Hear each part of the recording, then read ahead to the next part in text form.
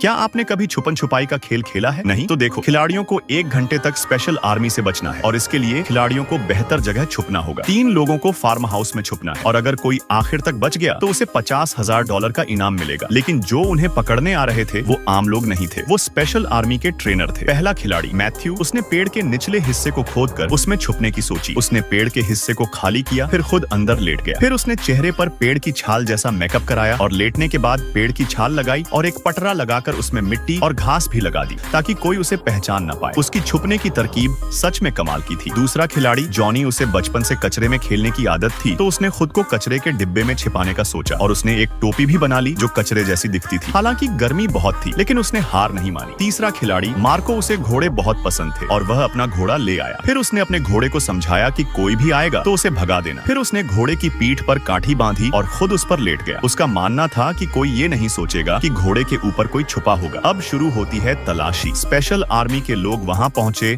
और walkie talkie लाए एक दूसरे से बात करने के लिए। उन्होंने पहले गैरेज की तलाशी ली, फिर वे घर चेक करने गए जहां जॉनी डर से चुपचाप बैठा था। पहले एक सिपाही ने कचरे का डिब्बा देखा लेकिन चला गया। फिर दूसरा सिपाही वापस आया और जॉनी को पकड़ लिया। उसने उसे रस्सी से बांधा लेकिन जॉनी फिर भी भागने की कोशिश करने लगा। आखिरकार उसे पकड़कर कमरे में बंद कर दिया गया। अब बारी बाकी लोगों को पकड़ने की। एक सिपाही ने घोड़े को देखा और कहा, कोई इंसान घोड़े की तरह छुपेगा क्या? लेकिन तभी उसे शक हुआ और मार्को पकड़ा गया। अब सिर्फ मैथ्यू बचा था। सिपाहियों ने एक एक पेड़ को जांचा। आखिर एक सिपाही को शक हुआ। उसने लकड़ी हटाई और देखा मैथ्यू अंदर छुपा है। उसे बाहर निकाला गया और उसने कहा, तुम लोग सच में प्रोफेशनल हो। अब सोचो, अगर तुम्हें इस फार्म हाउस में छुपना हो तो तुम कहाँ छुपोगे?